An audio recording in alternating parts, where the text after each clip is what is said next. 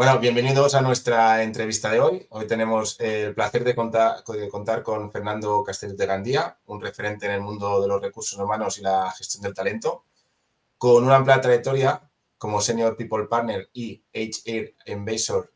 Fernando destaca por su enfoque en el liderazgo ágil, estrategia de recursos humanos y storytelling para humanizar la gestión de personas en las organizaciones. Además, ha sido reconocido como top 10 en influencers de recursos humanos en el 2024, lo que lo posiciona como una de las voces más influyentes en la transformación del sector. Fernando, bienvenido y gracias por acá acompañarnos hoy. Nada, muchas gracias, wow. Menuda presentación, mil gracias, mil gracias. Muchas Perfecto, gracias. perfecto, muchas gracias. Si quieres, pues empezamos con las ¿Vamos? preguntas, a ver qué tal. Mira, la primera pregunta que tenemos pensada para ti es que ¿cómo pueden las empresas fomentar una cultura organizacional sólida en un entorno cada vez más híbrido o remoto? Genial. Sí, además, cada vez lo vemos más, ¿no? Es decir, hay sectores donde el híbrido, el remoto, como bien has dicho, se está implantando por un tema casi de los propios trabajadores, ¿no? Que presionan para ello, ¿no? Como beneficio prácticamente, ¿no? Entonces, lo que primero hay que entender es que la cultura, tenemos que quitar el concepto de que fuera algo físico, ¿no? O sea, como que la cultura existía porque íbamos a la oficina, o existía porque nos reuníamos, o existía porque nos veíamos, ¿no? Tú y yo, físicamente nos tocábamos. Y al final tenemos que entender la cultura como algo que nosotros podemos observar, ¿no? Y al final no es necesario estar juntos, ¿vale? Para observar comportamientos, observar cosas que realmente deciden qué es la cultura de nuestra empresa, ¿no? Es verdad que el híbrido y el remoto, pues requiere de una gestión diferente, y eso lo sabemos, pero para la cultura, oye, que tú y yo estemos compartiendo información dentro de un área, que tú y yo nos conectemos, que tú y yo, oye, cuando alguien manda un Slack o un Teams, oye, necesito ayuda en esto, se hagan 10 personas a responder, eso es cultura. Es un comportamiento de apoyo, de colaboración, de trabajo. Entonces, ¿qué hay que hacer? Hay que mapear esos comportamientos. Entonces, la cultura son un conglomerado, a ver si me sale la palabra, conglomerado de comportamientos que decide cómo te comportas, qué haces en buenos momentos, en malos momentos, en momentos de caos, en momentos de trabajo, ¿no? Entonces, tenemos que empezar a quitar la cultura como algo físico, como que solo se puede construir si nos vemos, y tenemos que llevarlo al plano de comportamientos, ¿no? Al plano que realmente nos va a ayudar a potenciar y a escalar esa cultura independientemente de donde estemos, ¿no? Y eso es lo importante y eso es lo chulo. Perfecto. Hablando de entornos híbridos, creemos que el engagement, ¿no? es un gran reto en estos entornos, ¿no? Entonces, ¿qué estrategias consideras efectivas para mantener a los empleados motivados y comprometidos cuando a estas distancias quizá físicas, ¿no? Claro, al final volvemos a entender diferente el trabajo, ¿eh? Yo creo que queremos llevarnos viejas prácticas del de ser presencial o de oficina, a trabajar igual cuando trabajamos en remoto o en híbrido, ¿no? Y yo creo que ahí está el error, ¿no? Porque al final, ¿qué necesitamos para que un empleado esté comprometido sin que podamos vernos? ¿Vale? Es decir, vamos a ponernos súper el extremo, ¿no? 100% remoto, tú trabajas en Colombia y yo trabajo en España. O sea, es casi improbable que tú y yo nos veamos físicamente, salvo que la empresa te quiera pagar un viaje a ti o a mí, ¿vale?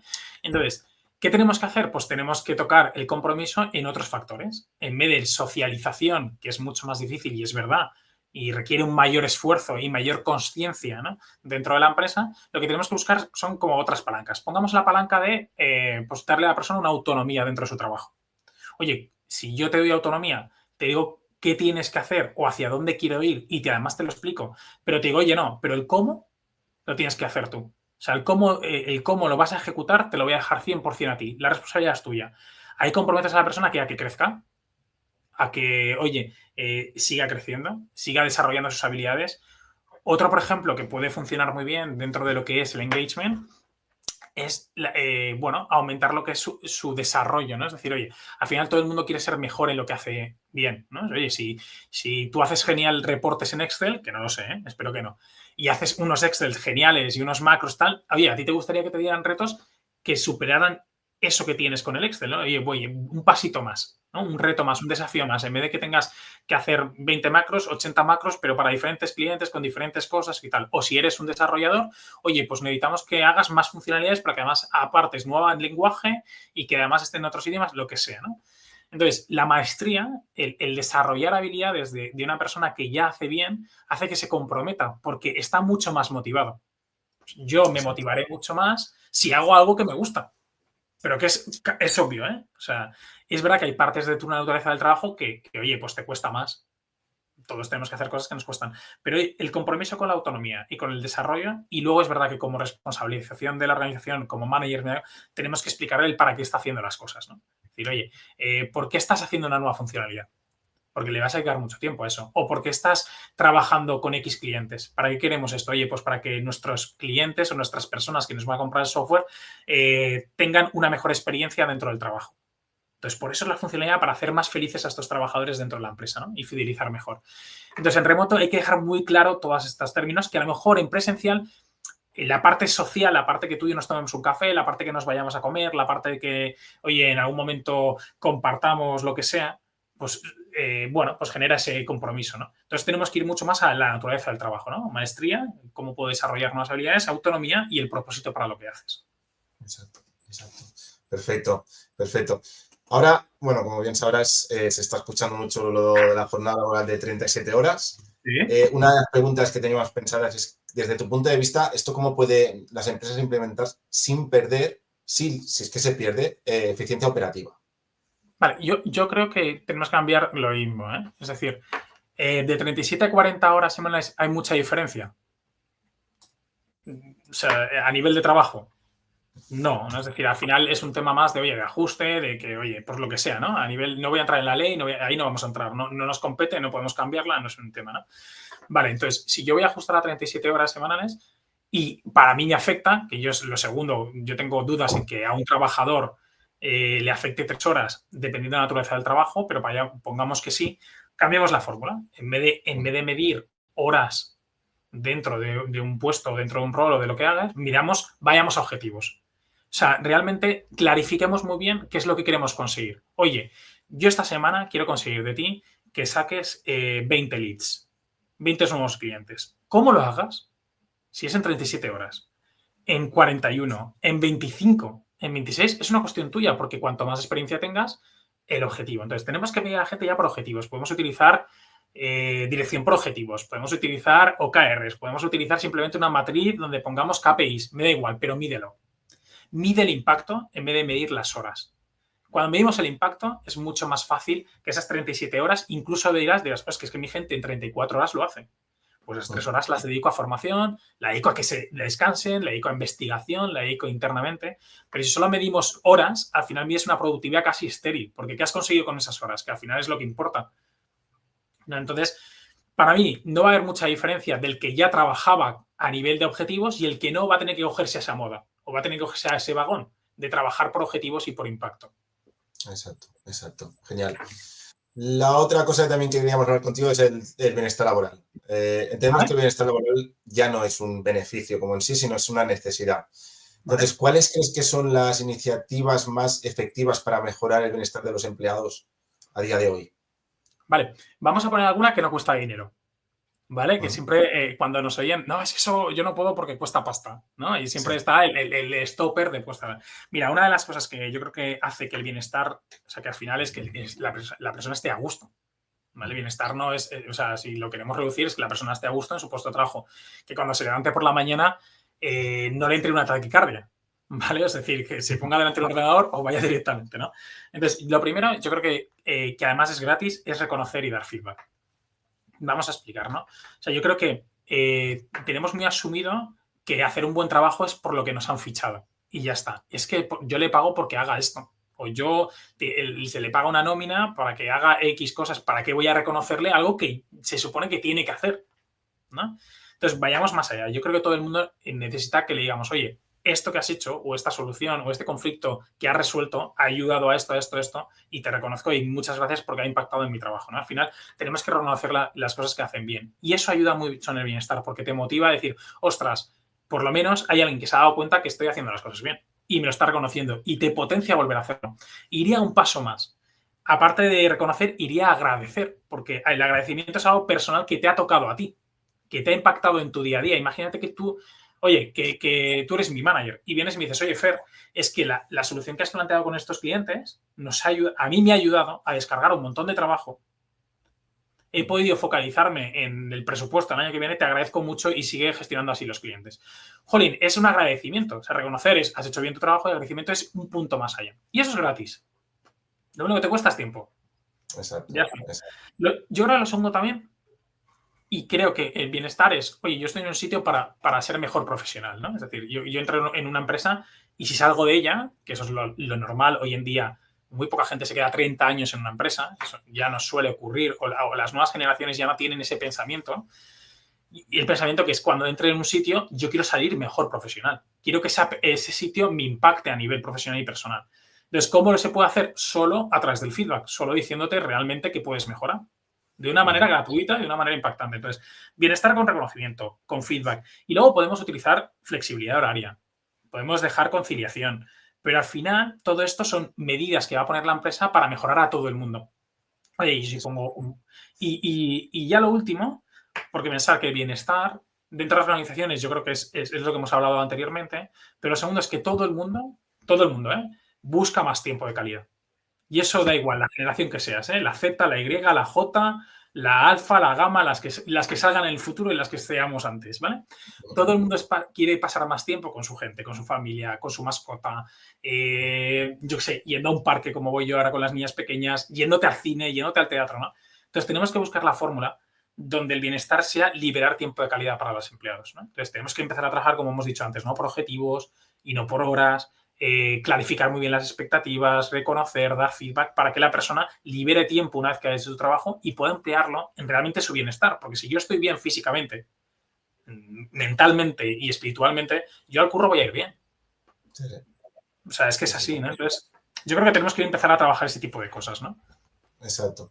De hecho, la siguiente pregunta que tenía, no sé si ya me la has respondido bien, pero te la hago por si hay algo que crees que se puede Venga, añadir. Que estamos seguro que sí. hablando de que, seguro, ¿no? A ver, el liderazgo en 2025 debe tener unas nuevas dinámicas, ¿no? Sí. Entonces, ¿qué competencias crees que serán clave en los líderes del futuro? Entendiendo ya, con lo que nos has dado, de sobre todo agradecer, de ir a objetivos. Entonces, ¿hay algo más que crees que, aparte de eso, tienen que tener en dirección que hoy en día o se va a potenciar durante este año? Claro. Nosotros cuando vemos líderes, ¿no? Dicen, ¿cómo es posible que aún haya líderes que trabajen con micromanagement, gestión de tal, que controlen porque les funciona y tienen beneficios, ¿no? Y al final no sales si no te obliga el mercado casi, o el negocio o la gente a cambiar, ¿no? Pero es verdad, como dices tú, que tenemos que ir a un nuevo modelo. Y va a costar, ¿eh? Es decir, esto no de repente uno no se levanta después de 30 años gestionando o 20 o 10 o 5 y que además le ha funcionado y ha tenido ingresos y ha conseguido y de repente dice, voy a cambiar la fórmula de gestionar a ver si siendo más humanista o más people-centric o lo que quiera, me va a funcionar, ¿no? Entonces, pero bueno, sí que es cierto que estamos viendo porque también es verdad que el empleado empieza a forzar la máquina hacia el otro lado, ¿vale? Al final, si nadie te fuerza, es difícil. Entonces, como has dicho tú, ¿no? Yo creo que las has dicho muy bien, reconocimiento, feedback, orientación a objetivos. Y lo que te digo también como manager, yo haría dos cosas, ¿no? Una es conocerse muy bien. Tienes que conocerte muy bien, ¿no? ¿Cuál es tu estilo de liderazgo? ¿Cuáles son tus fortalezas? ¿Cuáles son tus debilidades de fallas? Donde realmente tienes que incluso aprender, ¿no? Formarte como líder, ¿vale?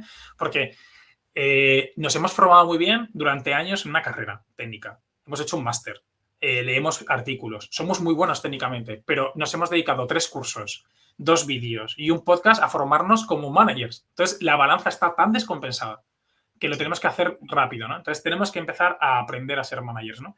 Y estamos en ese punto de aprender, de formarte, de querer, ¿no? Y creo que una habilidad, la primera es reconocerte y autoconocerte, ¿no? Y la segunda es la humildad, que es la base de todo. Oye, yo me reconozco que no sé todo, voy a preguntarle al equipo y lo segundo es, si no lo sé, lo digo. Oye, reconocer que no tienes que tener todas las respuestas, ¿no? Entonces yo para mí una de las grandes habilidades es, tío, no pasa nada porque te muestres vulnerable, no pasa nada porque no tengas todas las respuestas. El equipo, tu función fundamental como manager es crear otros managers. O sea, es como si fueras una cantera de fútbol. Es decir, la gente que pase contigo dentro de un año, y además es una de los KPIs que debería medir una organización para ver si un manager es bueno o no, es cuántos managers ha creado desde que está aquí. Cuánta gente ha promocionado en su equipo. Porque significa que está liderando bien. ¿Vale? Y entonces yo creo que tenemos que tener siempre, el manager tiene que tener eso en mente, ¿eh? Es decir, Pues calidad, cómo sin hago duda. crecer a la gente. Exacto, exacto. Viendo por lo que nos has dicho, creo que es importantísimo el feedback, ¿no? Entre esta, digamos, el manager empleado, para decirlo así.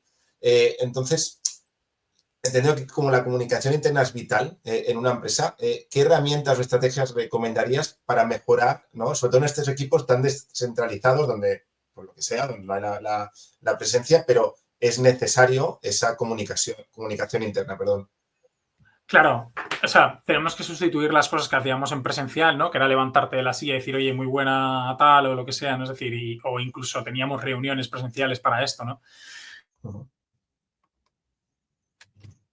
La comunicación en remoto tenemos que, y tampoco pasa nada, es decir, tenemos que forzar canales, tenemos que crear, ¿no? Canales, espacios, reuniones donde se hable de eso, donde el tópico, donde el tema sea reconocimiento o grandes logros de la empresa o los equipos enseñando sus logros. Es decir, y esto cada vez las empresas lo entienden mejor, ¿vale? Nadie entiende ya ir a una empresa y que nadie te diga nada durante meses. O sea, que no te reúnan para hacer pues yo qué sé, un town hall, ¿no? Que se dice ahora, o una reunión mensual de la empresa, o de objetivos, resultados. Entonces, toda esta comunicación interna tiene que ir a forzarse primeramente. La tecnología te va a ayudar, porque al final es lo importante. Es decir, tenemos que apalancar personas inteligentes con tecnología. Entonces, ¿cómo puedo hacer que las personas se comuniquen de una manera mucho más eficiente y mucho más rápida y sin generar mucho ruido a nivel remoto? Bueno, pues puedo utilizar la tecnología. Tenemos Slack, tenemos Teams, tenemos herramientas como la web, tenemos miles de herramientas. Tenemos que bien hacer un análisis de qué herramientas queremos, porque si no podemos saturar, ¿no? Es decir, oye, si tenemos muchas cosas, al final no tenemos.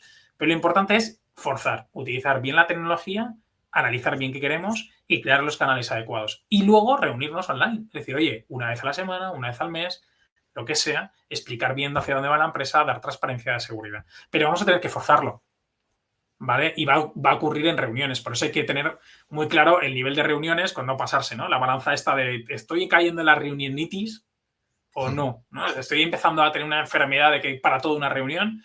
Entonces, todo esto es estrategia de people, ¿vale? Estrategia de people tendría que ser, oye, mi comunicación interna ha cambiado, ¿cómo la hago? ¿Qué herramientas tengo? Tengo tecnología, tengo reuniones, tengo tal, ¿cómo lo combino para crear una buena estrategia a llegar al empleado?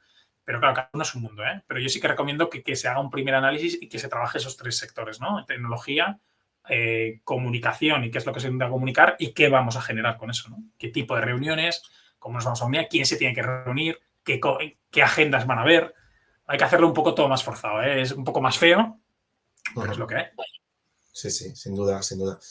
Y la otra temática que también creo que es bastante, o que es un problema real, sobre todo de empresas, es cómo retener ese talento, ¿no?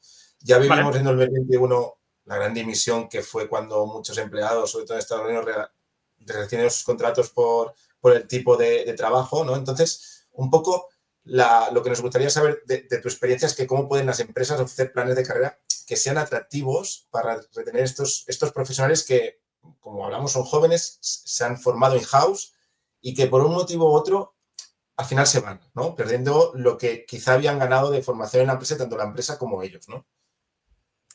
Claro, y yo creo que hemos dado la clave antes, ¿eh? Es decir, yo creo que lo tenemos ahí, ¿no? Es decir, al final una persona que acaba de arrancar un trabajo está hipermotivada.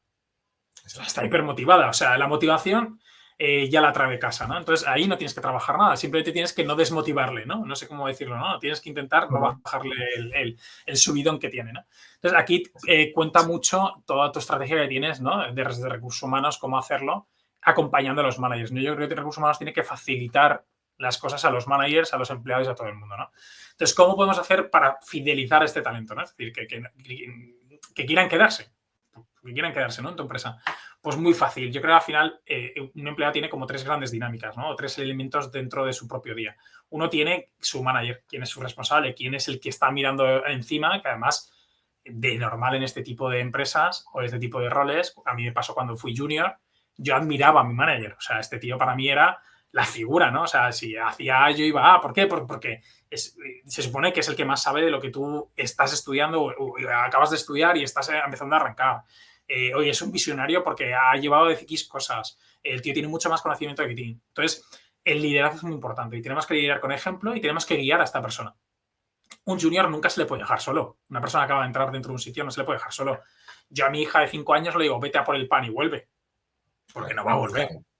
O sea, entonces, tenemos que acompañarlo. No digo que le des todas las soluciones, pero tienes que acompañar, tienes que hacer algo más de mentoring, un poquito más, ¿no? Emplear tiempo.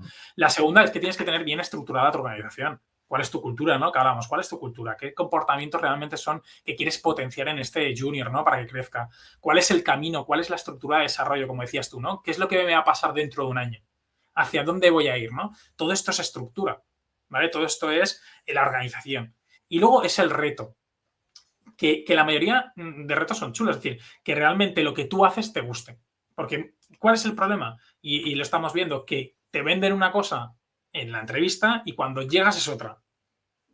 Es decir, y esto pasaba mucho hace muchos años a nivel tecnológico. No, vamos a trabajar con React, me estoy inventando, ¿eh? Con React, con y de repente era COBOL. Me voy al extremo, ¿eh? O era algo muy bug, ¿no? Entonces, claro, o muy legacy. Claro, el reto es importante para esta gente joven. Oye, el reto es este, explicárselo bien, tener una buena estructura, una buena cultura y tener un buen liderazgo. Así se fideliza. Perfecto, perfecto. Muchísimas gracias porque nos está haciendo una masterclass. Tenía más preguntas preparadas, pero me las has respuesto genial. Ya tengo la última. Venga. Creo que es un poco ya, con todo lo que nos has dicho, ¿no? Al final, lo que es el People Analytics está revolucionando la gestión del talento, ¿no? Entonces, mi pregunta es, ¿cómo pueden las empresas usar los datos para tomar mejores decisiones sobre todo en recursos humanos, ¿no? Con todo lo que hemos hablado, al fin y al cabo, cada departamento tiene unos KPIs, unos objetivos, y en función de lo que hacen los empleados, cómo se gestiona, cómo estos datos realmente ayudan a tomar mejores decisiones, ¿no? Y de hecho, ya no nos podemos bajar de ahí. ¿Vale? Es decir, ya, o sea, para mí ya no es una moda, ¿no? Es decir, no, es que People Analytics es una moda. No, es una obligación, no sé cómo decirlo, es un must, ¿no? En inglés, es que no me sale la palabra bien. O sea, Sí, sí, es sí. una obligación. Es decir, ya tenemos que tenerlo dentro de la estrategia que tenemos, ¿no? Es decir, analizar lo que tenemos. Es verdad que no todo el mundo tiene muchos datos, pero analiza lo que tienes, ¿no? Porque al final los datos lo que te van a ayudar es a ser predictivo. Nosotros como recursos humanos tenemos que ser predictivos, no reactivos. Tenemos que predecir qué va a pasar de rotación, de talento, de absentismo, de nuevas competencias, de formación. Tenemos que entender qué va a pasar y eso nos lo dan los datos.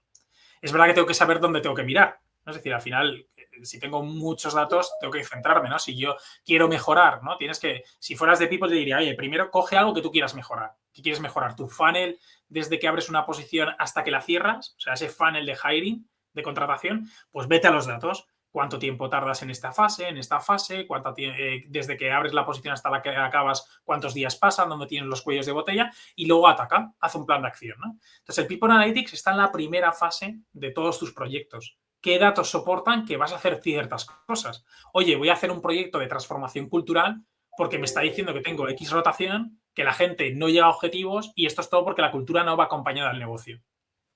¿Vale? Exacto. Y luego hay un puntito más con People Analytics que yo creo que es lo chulo, que es que tienes que saber contarlo bien. ¿Vale? Es decir, tienes que tener bien un storytelling de contar esos datos porque solo un dato en un PowerPoint solitario, ni un CEO, ni un CFO, ni el de logística de operaciones te lo va a comprar. Tienes que contar bien y tienes que mostrarte experto para que realmente ellos entiendan que estás prediciendo el futuro de lo que va a pasar y por eso lo que vas a hacer es trabajarlo ya. ¿Vale? Creo que People Analytics nos puede ayudar mucho ahí. Perfecto, perfecto. Pues, Fernando, muchísimas gracias. Ha sido de verdad un privilegio escucharte y aprender de ti. Y la verdad que muchas gracias. Espero volvernos a ver. Aquí siempre estarás invitado. Muchas Y gracias te a agradezco vosotros. mucho esta entrevista. Espero que nos puedan oír y que sirva de mucho. Así que muchísimas gracias, Fernando. Nada, a vosotros por invitarme y nada, encantado de volver y de que me habréis traído a vuestra casa. Genial.